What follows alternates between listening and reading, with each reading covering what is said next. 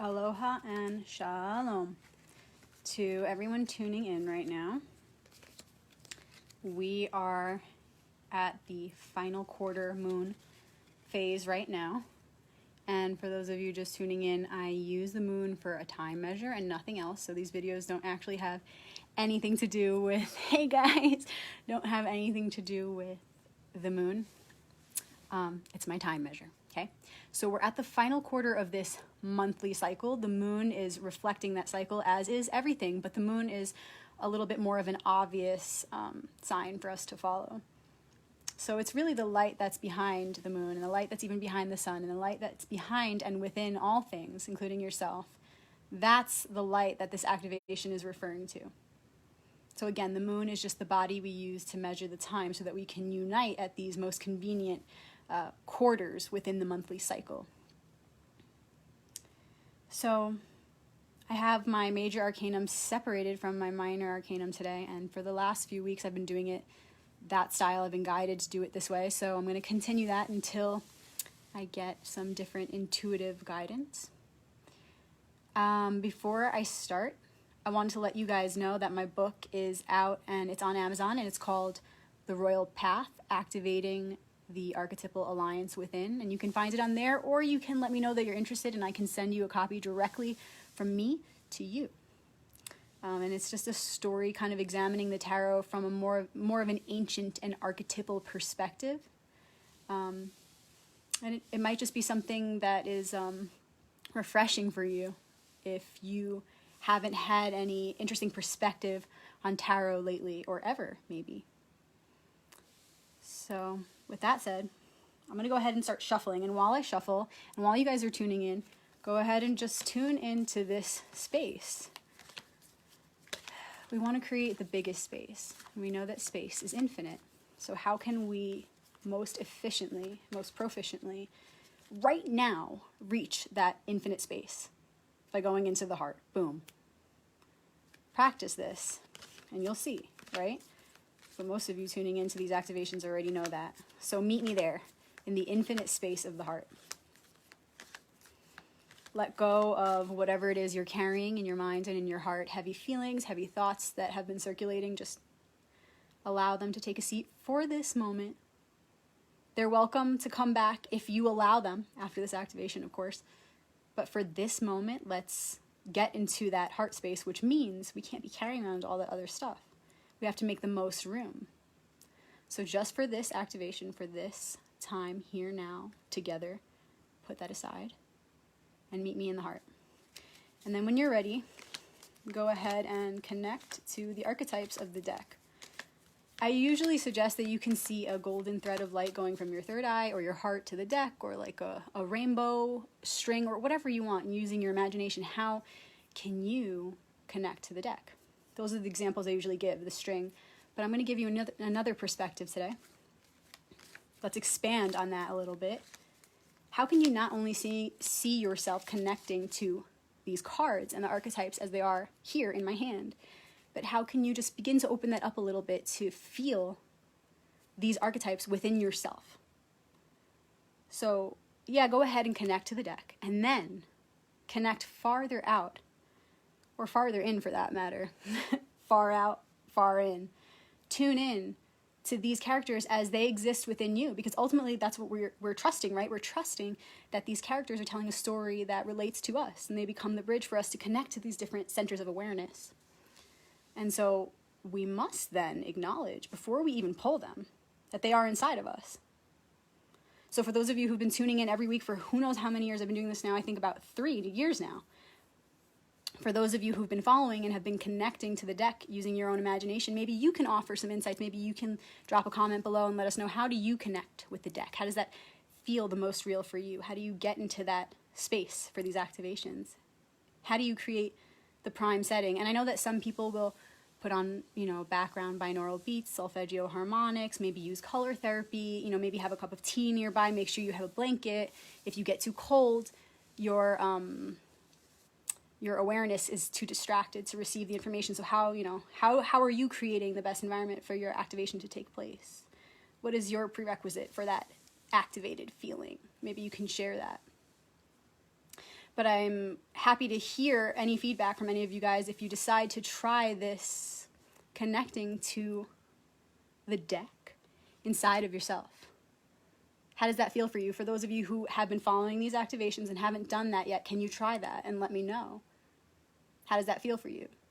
Because for me, it's something that's very powerful that I just have never mentioned, you know, that, hey guys, remember when I say connect to the deck, it's like, oh yeah, duh, like inside of yourself.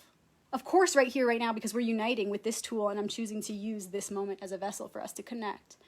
But I think it's very important to add that extra layer of awareness to this, saying, okay, I'm connecting with you right here, right now, guys, Rebecca, everybody tuned in. And at the same time, I'm connected to those archetypes within myself. So bring the connection all the way through, so to say.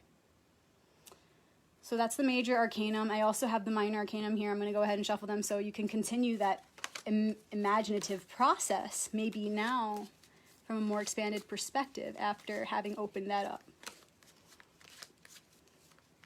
Use that, try that out. How are you connecting with the archetypes that are in my hands right now? This is the minor arcanum, so it's like, think the elements. They're the different elements, the elemental wisdoms, the maturity within those processes, like the process of emotional mastery, every step to getting there. You know, that would be the Suit of Cups. Then you think of fire, and you think of, that would be igniting your spirit, the fire medicine, you know. So these are all inside of you. So when you're connecting to these cards right now, by all means do connect to these actual cards however you desire using your imagination, but also connect to the different dimensions of their beingness as they exist inside of you. The elementals inside of you, we're calling in their power now, we're connecting to them, we're setting everything else aside. And in this infinite space of the heart, we're acknowledging these powerful forces. That's a very powerful way to start off this ritual. So I'm trying to paint a picture here, you know. So you're in that infinite space. You recognize these archetypes as they exist inside of you. We say thank you. We're ready for your wisdom. Now we're ready to pull the cards. And the activation serves as a sort of map. We say, hey, archetypes, we see you. We understand you're one with us. What do you have to say? And then when we pull the cards, what they will reveal is the most important details of what's going on in your life right now. Internally, first, as the cause of the effect of what's happening to you externally. So they help to remove all the mental clutter and pick out only that which is the most important. And it provides a map for our most proficient process as a collective consciousness, which also happens to work out so beautifully and harmoniously on the individual level as well, because as with one, so with all. With the microcosm, so with the macrocosm. So this is a collective activation, yes, but it's also very much the individual when you understand that alone is really all one. Okay. So we're at the final quarter activation. So we're at the end of the cycle. The full moon, we had some big messages come in, and we've integrated them since then. And I want you to not even think about what you just went through with this full moon, because immediately I'm seeing this collective need to talk about this full moon and how intense everything is and has been, and not just for this full moon, but I mean, really, it's just getting more intense, right? Let's be honest. So I'm feeling everybody feeling their process, and I'm feeling my own process, and it's a lot.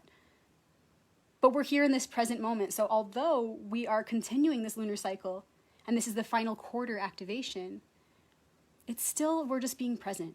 It's not about the full moon. So let that go. Your ideas of what you thought your lesson was this full moon, you know, or what you feel you know it was this full moon.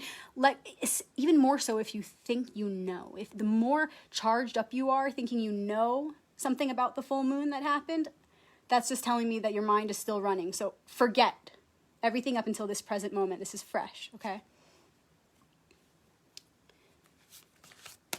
So what is the current challenge / chariot?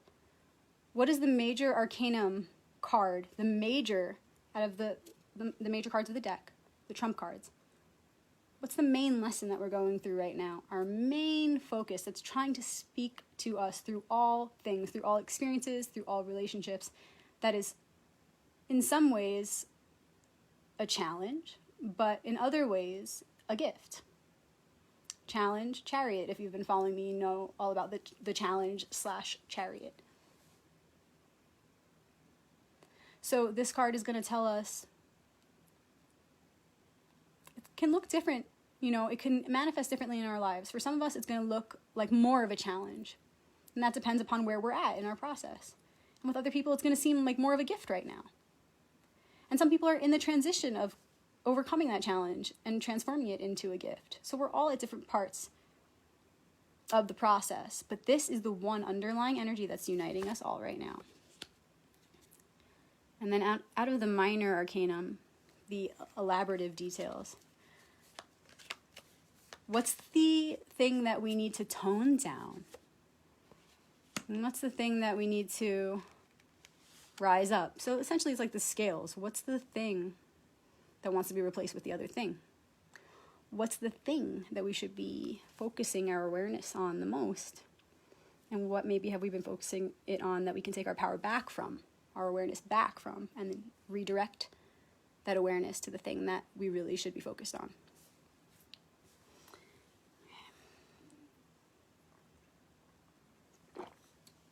Okay. The message from this first card I'm going to pull, remember, it's not just a card that's on my table. It's an archetype of the one. And this archetype expresses itself through all of creation. You, me, our associates, and all of life, not just humans either. The moon. So, we'll do a little symbology because I don't often get into it. But you can see that the sun is actually in the moon. The moon is fertile, containing the sun. The sun is actually the following card. It's the succeeding card. Okay, right before the moon is 17, the star. So you have the star, the moon, and then the sun. It helps when you take the surrounding cards. The peripheral definitions help to define the center, which also you could see two pillars here, center, sun, moon. Check it out. There's messages of duality, the good within the bad within the good, the pillars, the middle path. So there's a lot of symbolism in this card. So like I said, we have the star first, then the moon, then the sun, right? And what that part of the story is, because the tarot is a story of enlightenment from beginning to end. And the major arcanum alone, the most important cards of the deck, tell that story also in a shorter, more compact, more general completion. And any part that you take out of the sequence tells a story within the story. So what does the star, moon, sun say? When you're in the star phase, it's right after the tower. You just had destruction, the lightning, everything that was not for you crashed. And either you did that to yourself because you knew it was what was necessary for your growth, or the universe pulled out the rug from under you. Either way, there was a time of destruction. Then you come to the star where you find the only thing that's real and can never be destroyed is the light inside of yourself, right? Then you come to the moon. After you come out of the star and that meditation upon that light inside, we open our eyes back up to the world. And that's why it's actually nighttime in the following stage, because when we think of the world, we think of the falling into material reality and darkness. So the night is used to further personify that message. And so we come out of that meditation, realizing the star inside, and the first light we see is seemingly outside of ourselves. It's the moon. So we have two choices. When in this stage, moving on to the sun next, we have two choices we can say. How does that light that looks like it's outside of me relate to the light that's inside of me? How do I see that light of the moon as a reflection of myself without forgetting that the light is inside of me? How can I open my eyes and not fall into the world of illusion, but see through to the truth that everything is a reflection of me? So we could either do that, or we can open our eyes coming out of the star meditation on the light inside and say, oh wow, that light is outside of me. Oh, it's so pretty. It's a light that's separate from me. It's outside of me. It's not my light. And so then all kinds of negative things are born from this space, like a lack of self-confidence, disconnect from your soul's expression, soul's purpose, feeling like you're never enough, feeling detached, separate falling into the world of illusion and deception, the world of appearances, being confused by this world of so many appearances and paradoxical entanglement. So you have those two options after you come out of the star and move to the moon. It's like when I open my eyes and come out of that meditation, am I going to recognize this light as being outside of myself? Or am I going to define it as something that's a reflection of me, where I'll find the true divine definition of the moon, or whatever light it is I'm looking at? Because when we see that any light as outside of ourselves, it becomes a trap to idolize or fall into separateness consciousness. Whereas, on the other hand, we can see every light as a reflection of our own light and relate everything to self. And in that way, we begin to think from this oneness consciousness. And we see ourselves in all things, and we see the divinity in all things. So that's what the moon is all about. So right now, this is our main lesson. This is the thing that's coming up for us. I don't want to go too complicated with this, because what I'm seeing the moon is saying here is keep it simple. Remember this right now. This is the main operative force in our reality, all of us collectively.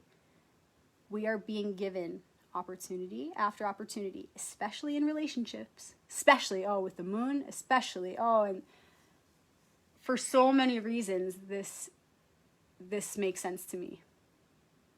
We're being given opportunity again and again to reflect upon things as either separate from us or one with us.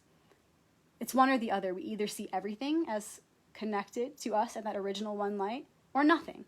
It can't be, some things. That is a reflection of me because I like that thing and I want to feel good about myself. So that's a reflection of me.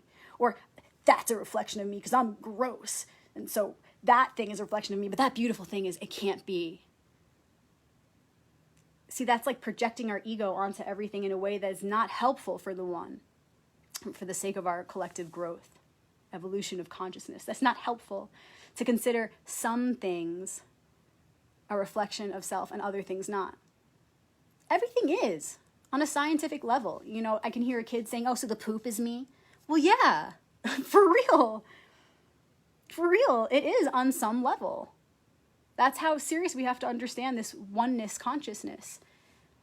And it's not something that's so far out, too. It's not just something that, only religion can offer you. This is science. This is the science of who we are.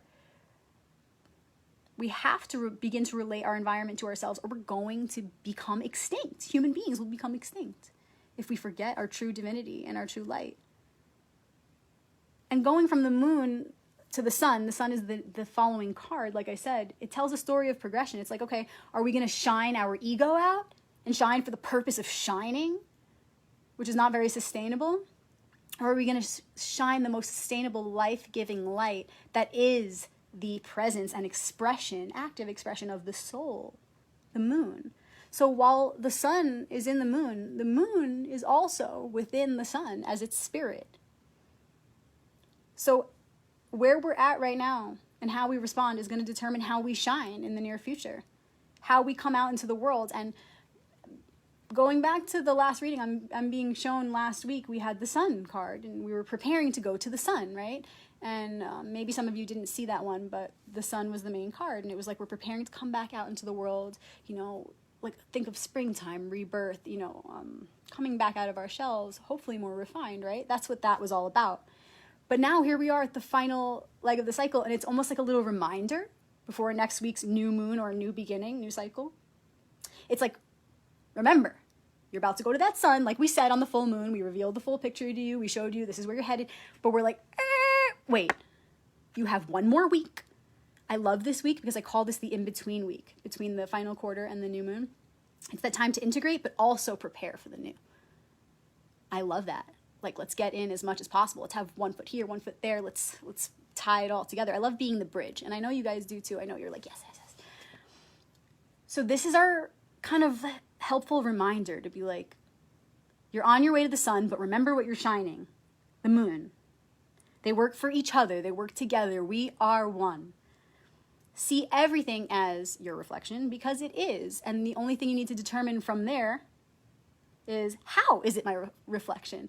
How will I best define this as my reflection for the purpose of the evolution of consciousness, my own and the collective?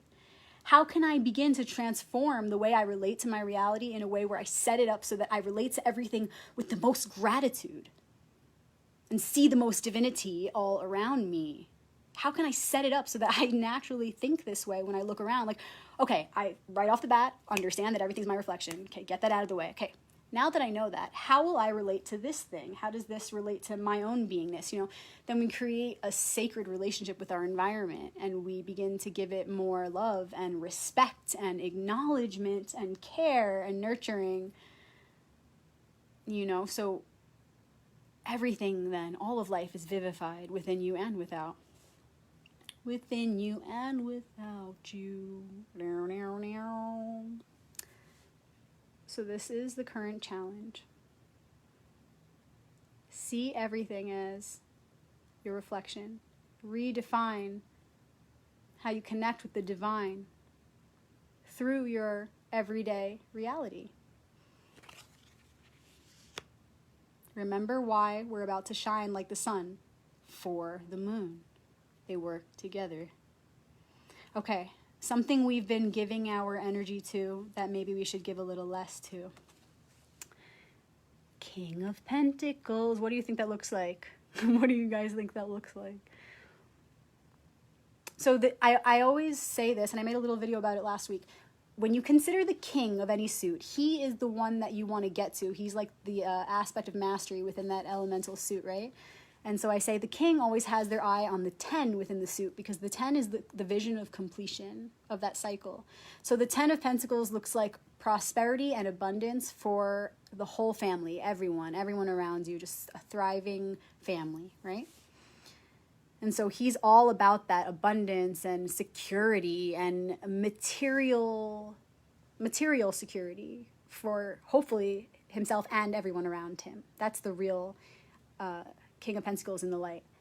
So if we're focusing on the King of Pentacles a little too much, then it wouldn't necessarily be expressing itself fully in the light. So for example, we may think that we're developing material security, but if we're too much in this one archetype, behind the scenes, it's going to start to malfunction. It's going to create an imbalance in us where we will begin to express his characteristics negatively. We will become too obsessed with money. For example, like this could be denoting obsessive thinking around lack consciousness, like I don't have enough this, enough that, enough money, enough time, enough work, enough anything. Even anything, like anything material in this reality. I don't have enough. I don't have enough love even. I don't have enough in my relationships. Enough with the I need, and more. Whatever in your life you can be grateful for right now, focus just on that. And even if it's just the air that you breathe, amazing. Even if it's just the air you breathe and the water you drink, amazing. If it's putting your feet on the earth, amazing. Try to pick at least 4 things that kind of touch on each of the elements. Then you'll have sort of a well-rounded system, even with the most simplest of concepts. There's so much to be grateful for. So find those at least 4 things and use them for this ritual. And be grateful. That's it. Forget this lack bullshit. You have everything you need and more. Beyond your wildest dreams. I would suggest tossing this concept out the window of I lack and I need and I want, and instead embrace this mystery of, whoa, my wildest dreams are about to come true. Literally abandon the lack and need and want consciousness just for like a day. Try it just for a day where you obsessively, instead of obsessively thinking about this, you obsessively think about this exciting feeling in your tummy like you're about to get like some crazy gift or find a treasure. We did this as kids. You remember this, right? I do this all the time still. I'll wake up in the morning and say, I'm going to find a treasure today. And I always do. If you're working on this, idea of bringing your conscious awareness into the present moment, to work with natural law, to work with universal law, to manifest a reality that you desire, that you truly desire, then take full advantage of that. Take full advantage of these laws and let them work for you. Let them work for you, damn it. They will work for you. They already are, and the only thing is that we're in their way. We're just in their way. So instead of focusing our awareness on want, need, the King of Pentacles is here to remind us, hey, you got other stuff to focus on. There's so much goodness.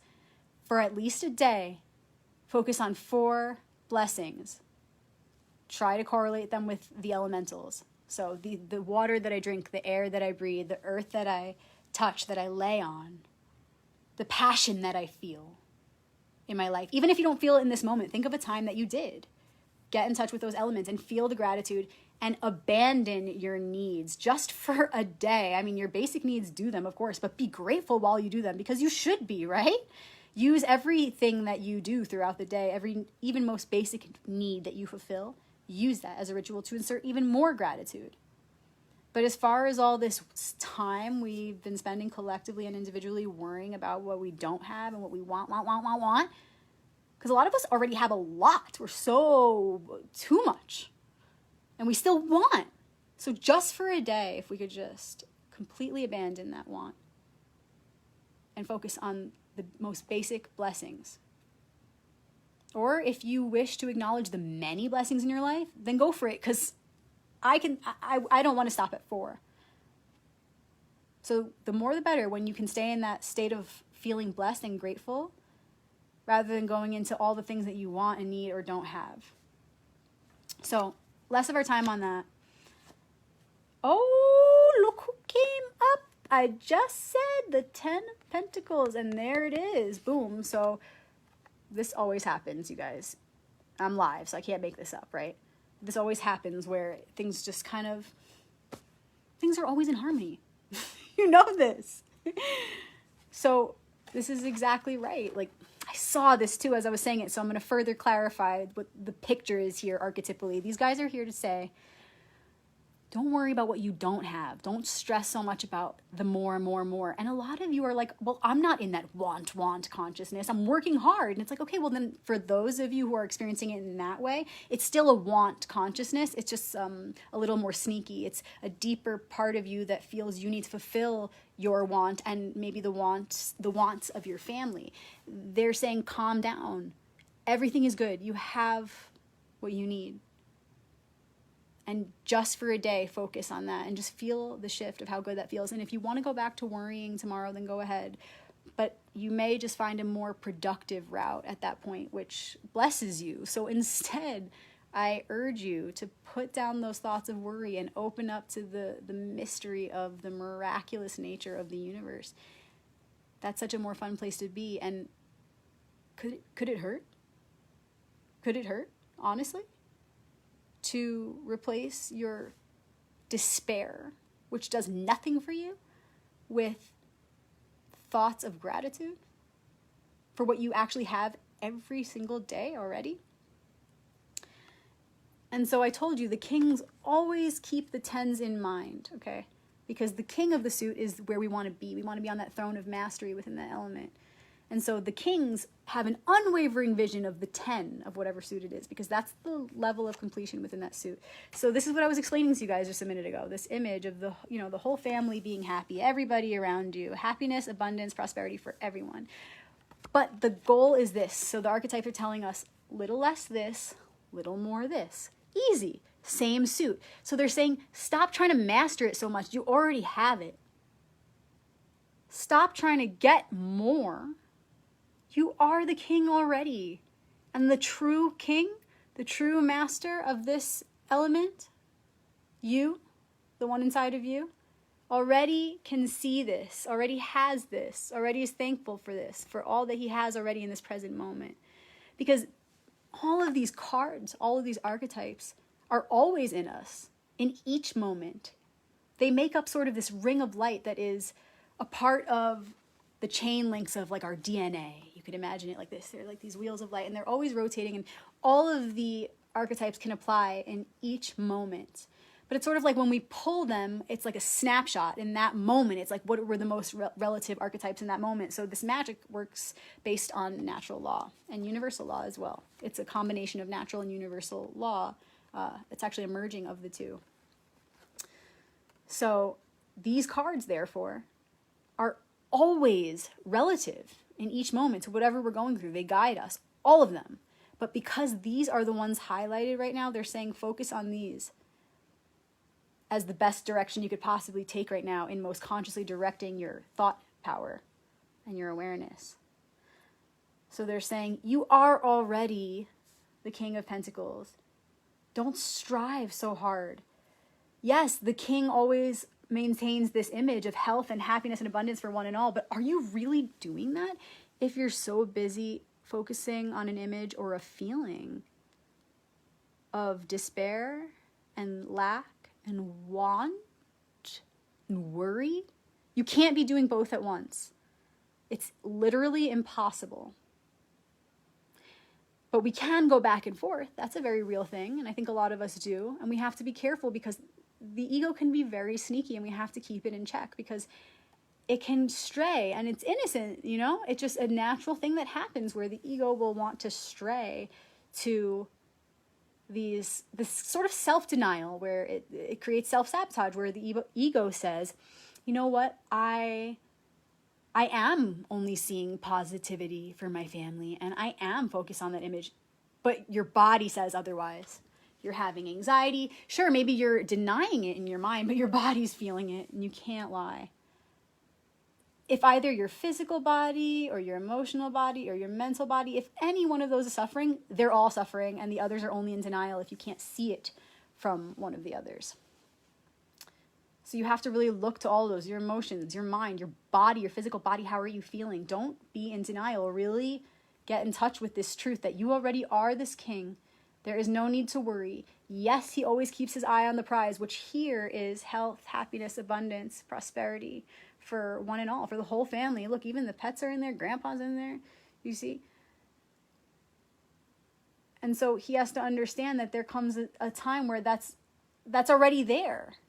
And even when it's not there, the seed of it is always there, because that's why it's a card within the deck. It's that important that it was given a place within the deck of the tarot, because these themes are always there.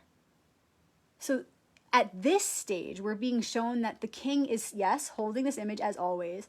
It just is adapting. And at this stage, we're seeing this as not something we need to get to, but something we need to find already existing in our reality and appreciate that.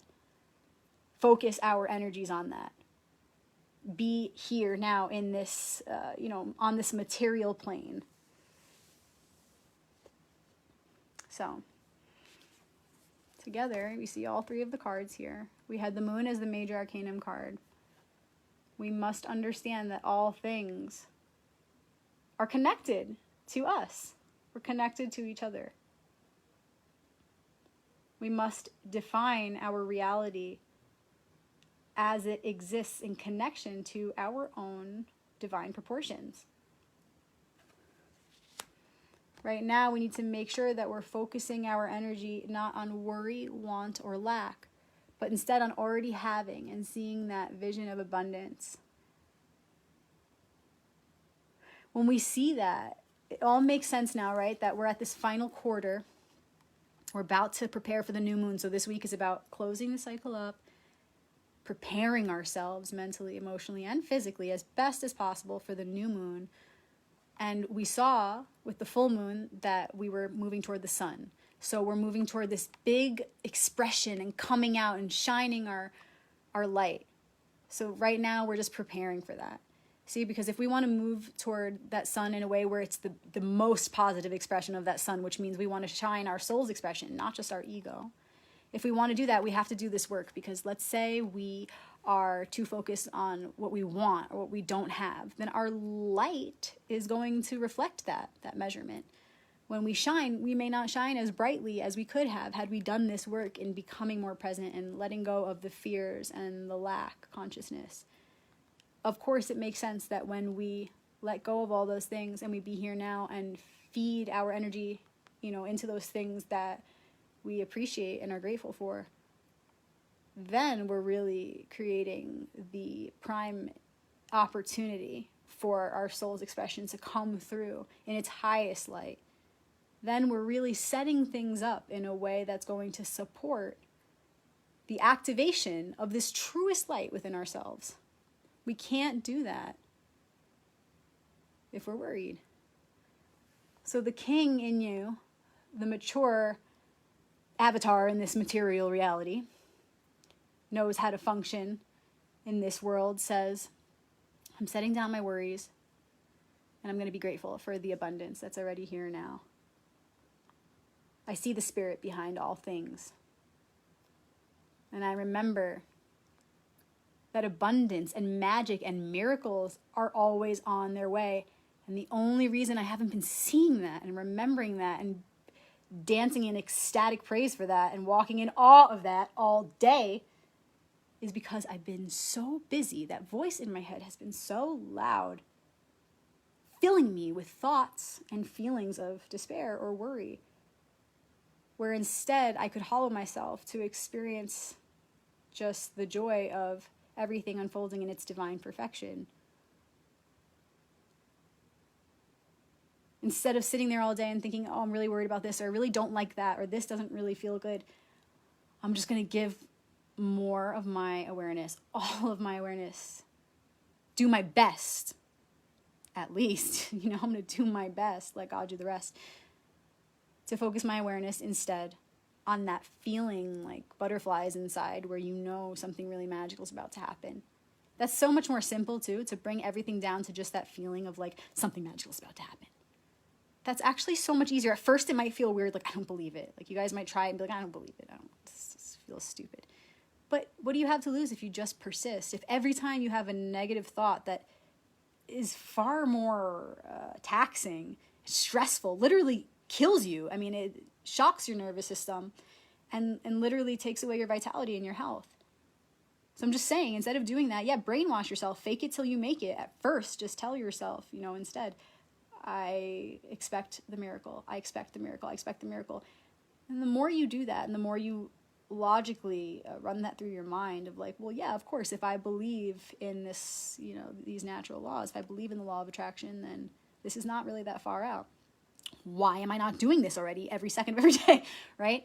So it just takes a little bit of connecting the dots. Yes, of course I believe this. So obviously, yes, my thought processes should be reflecting this belief.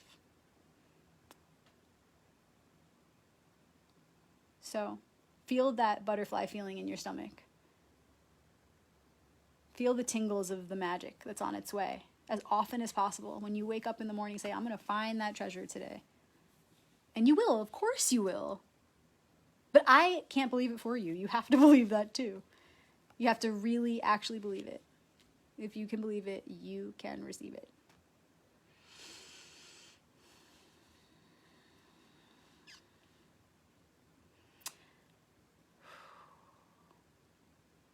All right, I'm going to be doing a little archetypal activation writing on this in a bit for those who don't do the video thing. And if you're not yet subscribed, I have a YouTube channel, youtube.com/RebeccaMagic with the CK.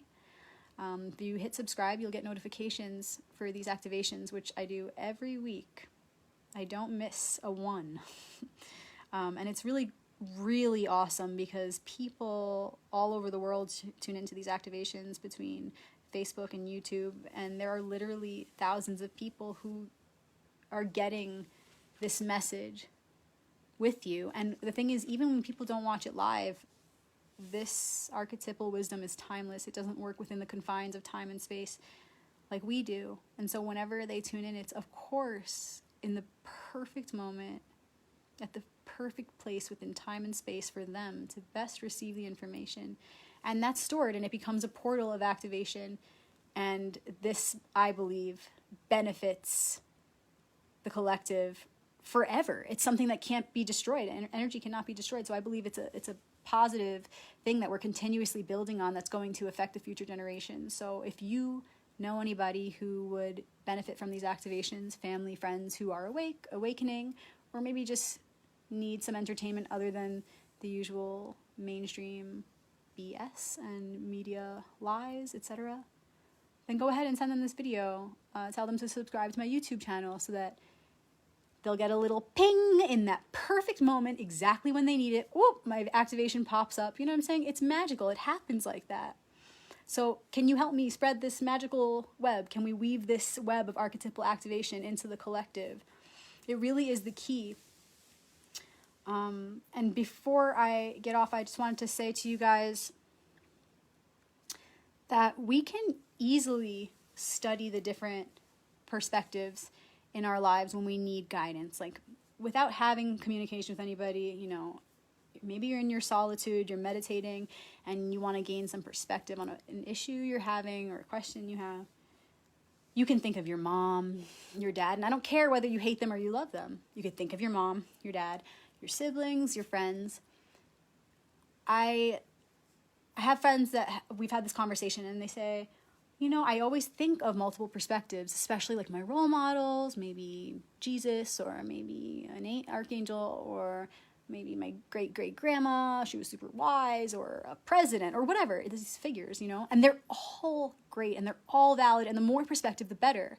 But what about the ones that you don't agree with? Because that's always the great paradox, right? It's like we have to look to the opposite.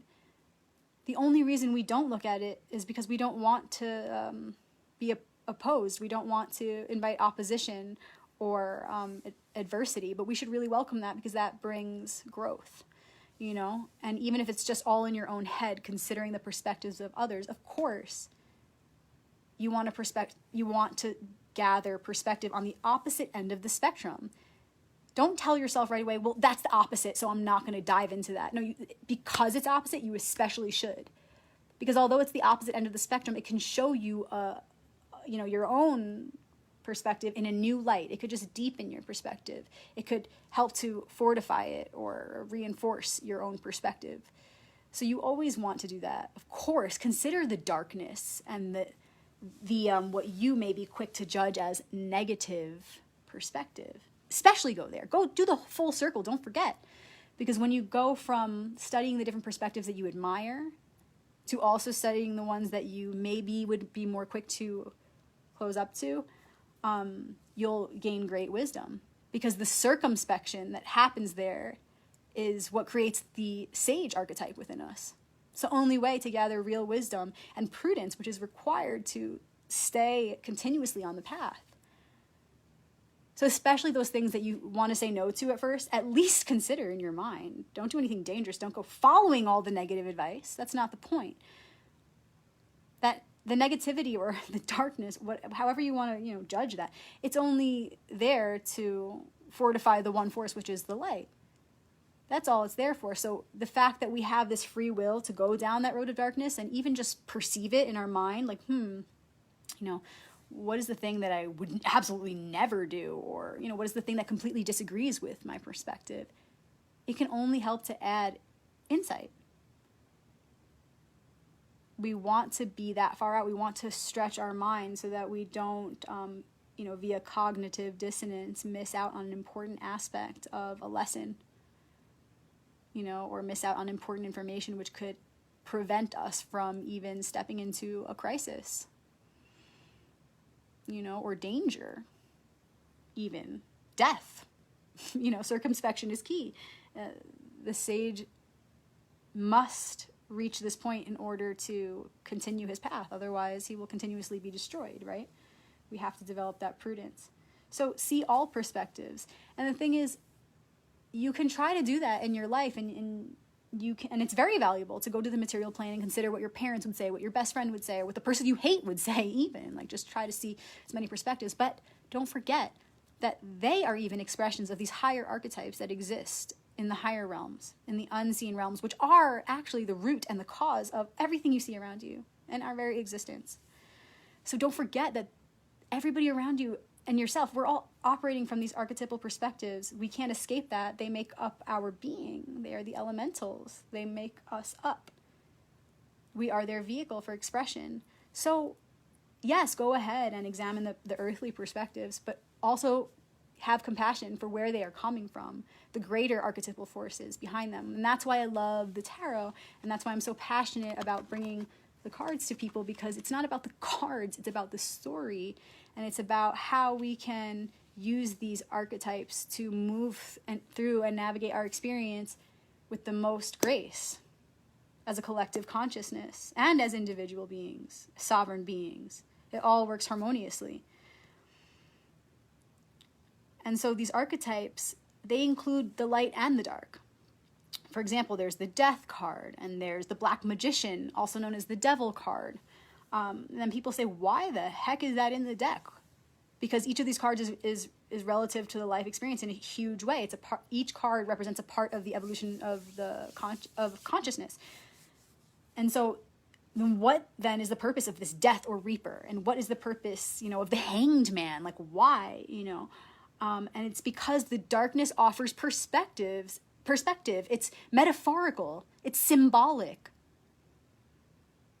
The archetypal language of universal symbolism is the only language that does not fall with the Tower of Babel.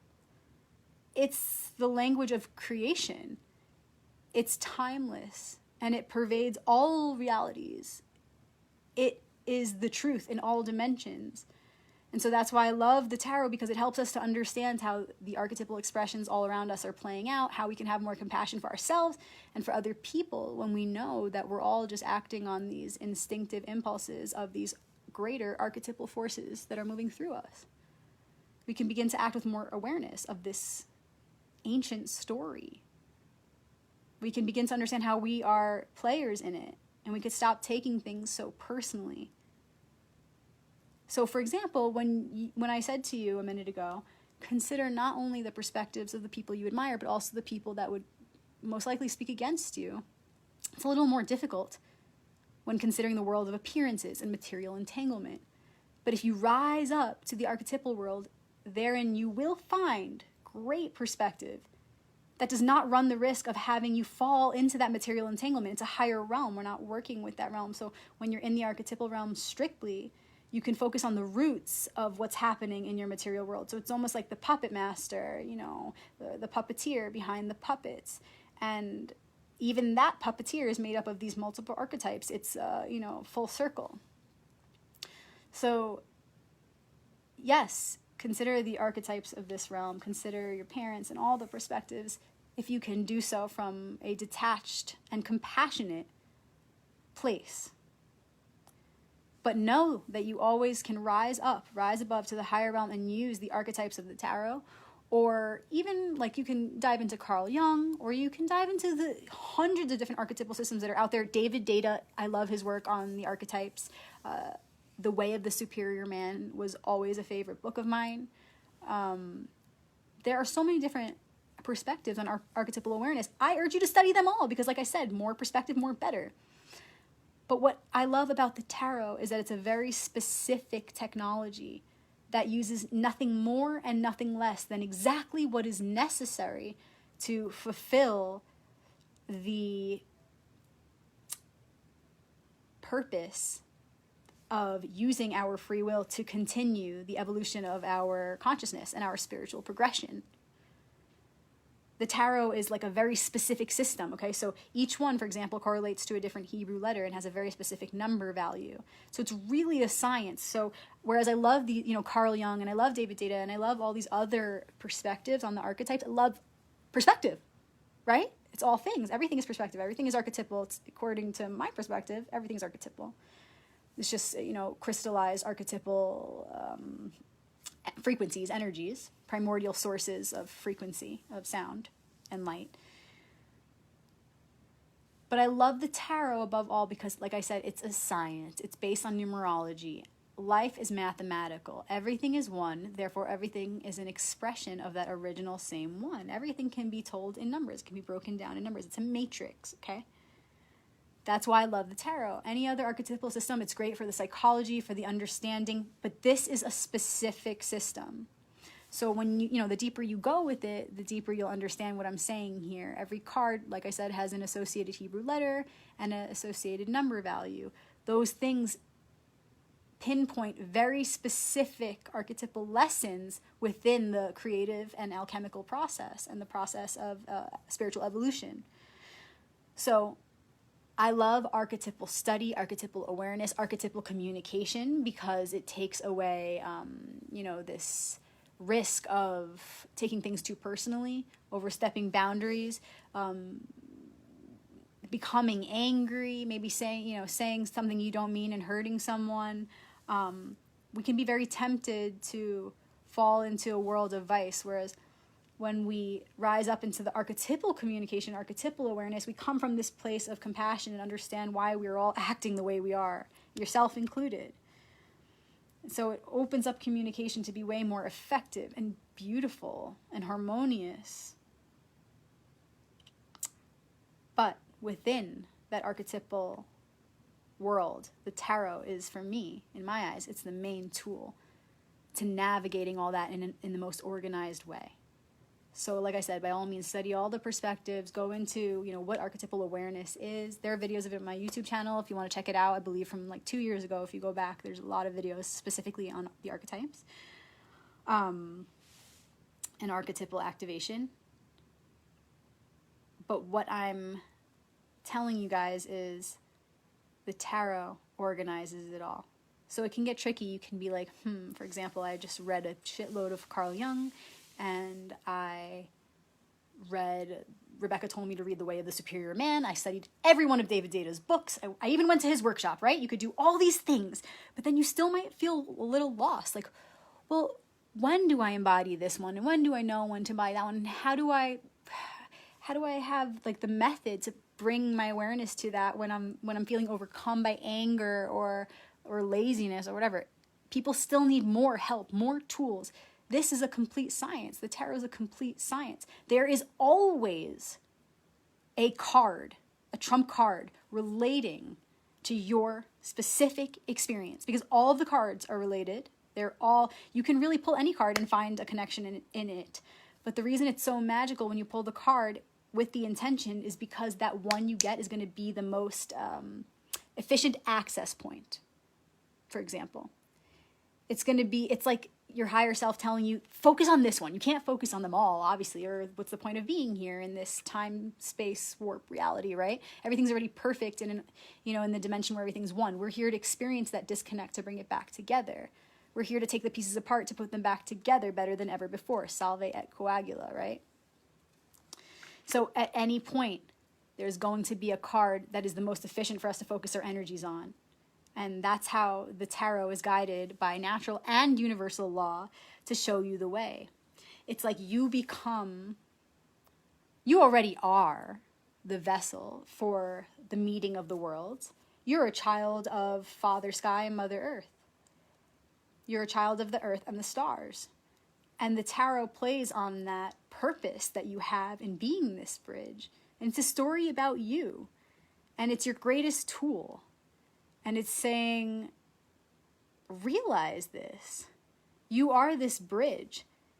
And through cosmic or universal law that is true in all dimensions, including this physical one, united with natural law, because we are bound to these bodies in this experience for divine reasons.